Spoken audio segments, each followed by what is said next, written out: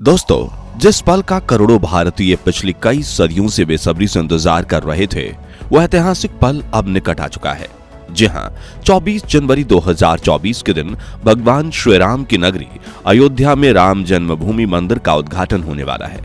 लेकिन क्या आप जानते हैं, अयोध्या के इस पावन भूमि को लेकर सन 1528 में शुरू हुआ ये सांप्रदायिक विवाद 2020 तक चला था। अपनी ही जन्मभूमि पर विराजमान होने के लिए प्रभु श्री राम को 492 सालों तक इंतजार करना पड़ा था। इतना ही नहीं, कोर्ट में यह विवाद 134 सालों तक चला था। इसके लिए 10 लाख से ज्यादा पन्ने स्कैन करने पड़े थे। जी हां, आप बिल्कुल सही सुन रहे हैं। 100-200 नहीं, बल्कि पूरे 10 लाख पन्ने स्कैन करने पड़े थे। और भारत की सबसे बड़ी अदालत सुप्रीम कोर्ट के इतिहास का यह दूसरा सबसे लंबा चलने वाला केस था, जिसमें करीबन 40 दिन सुनवाई चली थी।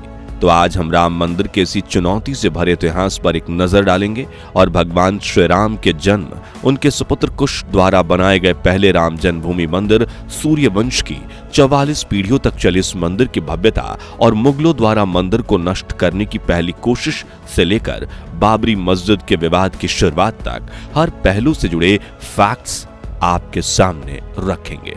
तो पूरा वीडियो जरूर देखिएगा और भगवान श्री राम के भक्तों, वीडियो को लाइक जरूर कर दीजिएगा।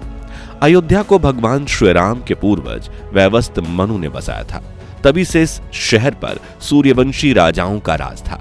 यहीं पर राजा दशरथ के महल में प्रभु श्री राम का जन्म हुआ था। उस वक्त अयोध्या नगरी इतनी सुंदर हुआ करती थी कि इसकी तुलना स्वर्ग से की जाती थी। मगर प्रभु श्री राम की जल समाधि के बाद अयोध्या बिखर सी गई थी। लेकिन उनकी जन्मभूमि पर बना महल बिल्कुल वैसे का वैसा ही था, जिसके बाद श्री राम के बेटे कुश ने अयोध्या के राजभवन का फिर से निर्माण करवाया था और साथ ही कई मंदिर भी बनवाए थे, जिनमें से एक प्रभु श्री राम का जन्मभूमि मंदिर भी था। जिसके बाद सूर्यवंशी की अगली 44 पीढ़ियों ने अयोध्या नगरी पर राज किया। इस दौरान अयोध्या नगरी सुखी और संपन्न थी।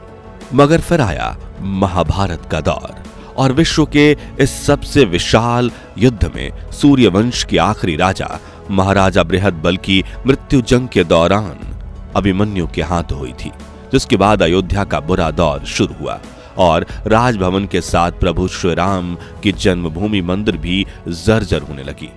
मगर ईसा के करीब 100 वर्ष पूर्व उज्जैन के चक्रवर्ती सम्राट विक्रमादित्य अयोध्या पहुंचते हैं और सरयू नदी के किनारे एक पेड़ के नीचे विश्राम करने बैठते हैं। उस वक्त अयोध्या में सिर्फ घना जंगल था, मगर विक्रमादित्य को वहां दिव्य शक्ति महसूस होती है और वो आसपास के संतों से इस इलाके के बारे में पूछते हैं। तभी वो संत महात्मा सम्राट विक्रमादित्य को बताते हैं कि ये प्रभु श्री राम की जन्मभूमि अयोध्या नगरी है, जो कि महाराज बृहदबल की मृत्यु के बाद पूरी तरह से जर्जर हो चुकी है। तभी सम्राट विक्रमादित्य काले रंग के कसौटी पत्थर वाले 84 खंभों पर राम जन्मभूमि मंदिर का फिर से निर्माण करवाते हैं। साथ ही यहाँ राजमहल, कुएं और कई अन्य मंदिरों का निर्माण भी करवाते हैं, जिससे अयोध्या नगरी एक बार फिर चमक उठी थी। अब विक्रमादित्य के बाद कई राजाओं ने इस मंदिर की देखरेख की और समय समय पर सुधार कार्य करवाना जारी रखा।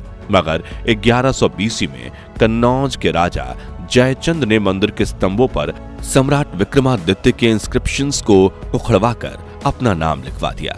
हालांकि पानीपत युद्ध के बाद राजा जयचंद का शासन भी समाप्त हुआ। इस दौरान भारत पर मुगलों के आक्रमण बढ़ गए थे, जो न सिर्फ बड़े बड़े राज्यों को हथियाने की कोशिश में लगे हुए थे, बल्कि काशी, मथुरा और अयोध्या जैसे समृद्ध राज्यों में भी लगातार लूटपाट कर रहे थे, मंदिर तोड़ रहे थे और पुजारियों की हत्या तक कर रहे थे। मगर 14वीं सदी तक वह अयोध्या के राम मंदिर को तोड़ने में सफल नहीं हो पाए थे। बताया जाता है कि सिकंदर लोधी के शासनकाल के दौरान ही यहाँ मंदिर मौजूद था, मगर फिर 14वीं सदी में मुगलों ने हिंदुस्तान पर कब्जा कर लिया और लाखों हिंदुओं की भावनाओं से जुड़े राम जन्मभूमि मंदिर को नष्ट करने की काफी कोशिश की और आखिर में साल 1528 में वो इस पावन मंदिर को तोड़ने में सफल रहे, जहां उन्होंने अपनी बाबरी मस्जिद के ढांचे को खड़ा किया था। दरअसल 1528 में मुगल साम्राज्य के संस्थापक बाबर ने ही इस मस्जिद के निर्माण का आदेश दिया था। तब से लेकर अयोध्या नगरी में इस जमीन को लेकर दो धर्मों के बीच के विवाद की शुरुआत हुई थी। जो 1528 से लेकर 2020 तक करीबन 492 साल तक चला और इस विवाद को दुनिया के इतिहास का सबसे लंबा विवाद कहा जाता है। खैर, कहानी पर वापस आए तो अकबर और जहांगीर के शासन के दौरान हिंदुओं को मंदिर के लिए पास की भूमि एक चबूतरे के रूप में सौंपी गई थी, मगर फिर मुगल के सबसे क्रूर शासक औरंगजेब ने अपने पूर्वज बाबर की याद में यहां भव्य मस्जिद बनवाकर उसे बाबरी मस्जिद नाम दे दिया। लेकिन हिंदू धर्म के मुताबिक बाबरी मस्जिद के इन तीनों गुंबजों के नीचे ही भगवान श्री राम की जन्मभूमि थी और मुगलों का यहाँ मस्जिद बनाना एक अपराध था। इसी वजह से साल 1853 में इस भूमि को लेकर पहला सांप्रदायिक दंगा शुरू हुआ, जिसे रोकने के लिए उस वक्त भारत को अपने कब्जे में करने की कोशिश में लगी ब्रिटिश गवर्नमेंट बीच में आती है और ब्रिटिशर्स कहते हैं कि इस भूमि को दो हिस्सों में विभाजित करते हैं, जिसमें मस्जिद के अंदर के हिस्से को मुसलमान और बाहर के चबूतरे के हिंदू इस्तेमाल कर लेंगे। इस तरह 1859 में ये मामला बाहरी रूप से शांत हुआ, लेकिन अंदरूनी रूप से लोगों में अब भी गुस्सा था, जिसके बाद 1885 में पहली बार यह मामला अदालत पहुंचता है, जब महंत रघुवीर दास चबूतरे में पूजा निर्माण के लिए मंदिर बनाने की मांग करते हैं, लेकिन उनकी मांग खारिज कर दी जाती है और अपनी ताकत के बल पर अंग्रेज इस मुद्दे को शांत करवा देते हैं। खैर, 1947 में भारत को अंग्रेजों की हुकूमत से आजादी मिलती है, जिसके 2 साल बाद 1949 में बाबरी मस्जिद और राम मंदिर को लेकर असली विवाद की शुरुआत होती है। दरअसल 23 दिसंबर 1949 के दिन मस्जिद के मुख्य हिस्से में भगवान श्री राम की मूर्ति पाई जाती है, जिसे हिंदू एक चमत्कार मान रहे थे और उनका कहना था कि भगवान श्री राम यहाँ खुद प्रकट हुए हैं, जबकि मुस्लिम कम्युनिटी ने यह आरोप लगाया कि रात के समय में किसी ने चुपके से मूर्ति वहां रख दी थी। इस वजह से चारों तरफ गर्मा गर्मी फैलने लगी और दंगे शुरू होने के डर से यूपी सरकार ने इस पूरे इलाके को विवादित ढांचा कहकर मस्जिद के मुख्य भाग के साथ चबूतरे पर भी ताला लगा दिया। इस कंप्लीट बैन को हटाने के लिए कोर्ट में कई सिविल केसेस फाइल किए जाते हैं, जैसे कि साल 1950 में फैजाबाद सिविल कोर्ट में महंत रामचंद्र दास भगवान रामलला की पूजा करने के लिए अर्जी दाखिल करते हैं। फिर 1959 में निर्मोही अखाड़ा ने पूरे इलाके को अपने अंडर में लेने की अर्जी दाखिल की, जिसके 2 साल बाद 1961 में सुन्नी वक्फ बोर्ड तीसरी अर्जी दाखिल करके कहते हैं कि बाबरी मस्जिद का मालिकाना हक हमें मिलना चाहिए और यहाँ से मूर्ति हटा देनी चाहिए। अब यह केस सालों तक कोर्ट में चलता रहा और इसी बीच 1984 में विश्व हिंदू परिषद ने एक कमेटी बनाई और बाबरी मस्जिद को हटाकर मंदिर बनाने की मांग की। अब 1986 में फैजाबाद कोर्ट के जज M.K. पांडे ने हिंदुओं के हित में फैसला सुनाते हुए उन्हें इस इलाके में पूजा करने की अनुमति दे दी, जिससे नाराज होकर मुसलमानों ने अपनी बाबरी मस्जिद एक्शन कमेटी बनाई। अब धीरे धीरे मामला और ज्यादा गर्म होने लगा। 1990 में मिनिस्टर लाल कृष्ण आडवाणी ने गुजरात के सोमनाथ से अयोध्या तक रथ यात्रा निकाली, जिससे दंगों की शुरुआत हो जाती है और आडवाणी जी को बिहार में गिरफ्तार कर लिया जाता है, जिसके अगले साल उत्तर प्रदेश में कल्याण सिंह की सरकार भी ब्रिटिशर्स की तरह ही पूरे इलाके को अपने कब्जे में ले लेती है। फिर आता है 6 दिसंबर 1992 का दिन, जब वीएचपी और शिवसेना समेत दूसरे संगठनों के लाखों कार्यकर्ता अयोध्या पहुंचते हैं और बाबरी मस्जिद के विवादित ढांचे को गिरा देते हैं, जिससे देश भर में सांप्रदायिक दंगे भड़क जाते हैं और 2000 से ज्यादा लोग भी मारे जाते हैं। इसी बीच जन्मभूमि के पास जो टेम्पररी मंदिर बनाया गया था, आचार्य सत्येंद्र दास को वहां के प्रधान पुजारी के रूप में नियुक्त कर लिया जाता है, जो पिछले 30 सालों से रामलला की सेवा कर रहे हैं और नए राम मंदिर के मुख्य पुजारी भी सत्येंद्र दास ही बनने वाले हैं।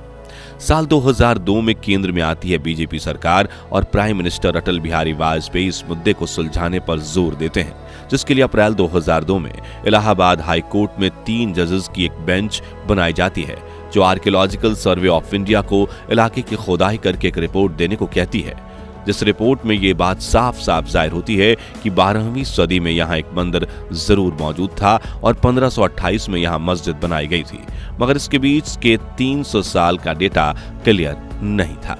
लेकिन इससे ये बात जरूर साबित होती है कि मंदिर को गिराकर ही मस्जिद बनाई गई थी, जिस पर कई साल चर्चा करने के बाद साल 2010 में इलाहाबाद कोर्ट ये फैसला सुनाती है कि विवादित इलाके को सुन्नी वक्फ बोर्ड, रामलला विराजमान और निर्मोही अखाड़े के बीच 3 बराबर हिस्सों में बांट दिया जाए। मगर 2011 में सुप्रीम कोर्ट अयोध्या विवाद पर इलाहाबाद कोर्ट के फैसले पर रोक लगा देती है। दोस्तों, फरवरी 2016 में सुब्रमण्यम स्वामी सुप्रीम कोर्ट में अयोध्या विवाद को लेकर केस फाइल करते हैं, लेकिन 2017 में सुप्रीम कोर्ट के जज के.एस. खेहर इस मुद्दे को कोर्ट के बाहर आपसी सहमति से सुलझाने की सलाह देते हैं। मगर दिसंबर 2017 तक इलाहाबाद कोर्ट के फैसले को लेकर 32 अपील पहुंचती है और सुप्रीम कोर्ट ने कहा कि हम इस केस की सुनवाई जनवरी 2019 से शुरू करेंगे। अब 8 मार्च 2019 को सुप्रीम कोर्ट में इस मामले को मीडिएशन के लिए भेजा जाता है और मीडिएशन पैनल को कार्यवाही पूरी करने के लिए 8 हफ्तों का समय दिया जाता है। मई 2019 में मीडिएशन पैनल अपनी फाइनल रिपोर्ट कोर्ट में जमा करती है, जिसके बाद 6 अगस्त 2019 से सुप्रीम कोर्ट में अयोध्या मामले की रोजाना सुनवाई शुरू होती है, जो कि करीब 40 दिन तक चलकर 16 अक्टूबर 2019 को पूरी होती है। और अयोध्या मामले में सुप्रीम कोर्ट अपने मामले को सुरक्षित रखती है, जिसके कुछ समय बाद आया वो दिन जिसका वर्णन राम जन्मभूमि मंदिर के इतिहास में सुनहरे अक्षरों में किया गया है। जी हां, 9 नवंबर 2019 के दिन सुप्रीम कोर्ट 134 साल पुराने इस कोर्ट विवाद में अपना फैसला सुनाती है, जिसके तहत अयोध्या में 2.77 एकड़ की पूरी विवादित जमीन रामलला विराजमान को मंदिर निर्माण के लिए दे दी गई, जबकि मस्जिद के लिए भी अलग से 5 एकड़ जमीन मुहैया करवाने का आदेश दिया गया। जिसके बाद 5 अगस्त 2020 के दिन राम जन्मभूमि मंदिर के लिए भूमि पूजन किया गया और सिर्फ 3 सालों में यूपी सरकार ने रात दिन एक करके राम मंदिर के निर्माण को पूरा कर लिया है। अब 22 जनवरी 2024 के दिन मंदिर के गर्भगृह में रामलला की प्राण प्रतिष्ठा की जाएगी और 24 जनवरी के दिन राम जन्मभूमि मंदिर का उद्घाटन होगा। तो दोस्तों, इस तरह निर्माण से पहले 500 सालों तक राम मंदिर ने कई चुनौतियों का सामना किया, जिसके फलस्वरूप इस पावन भूमि पर एक बार फिर राम जन्मभूमि का निर्माण हो चुका है। तो इसी खुशी में कमेंट बॉक्स में जय श्री राम जरूर लिखिए और वीडियो अच्छा लगा हो तो इसे लाइक और शेयर जरूर कीजिए। साथ ही इतिहास से जुड़े ऐसे ही सच्चे और रोमांचक वीडियोस देखते रहने के लिए हमारे चैनल को सब्सक्राइब करके पास वाली घंटी जरूर बजा दीजिए और फेसबुक पेज को फॉलो करना मत भूलिएगा। जय श्री राम।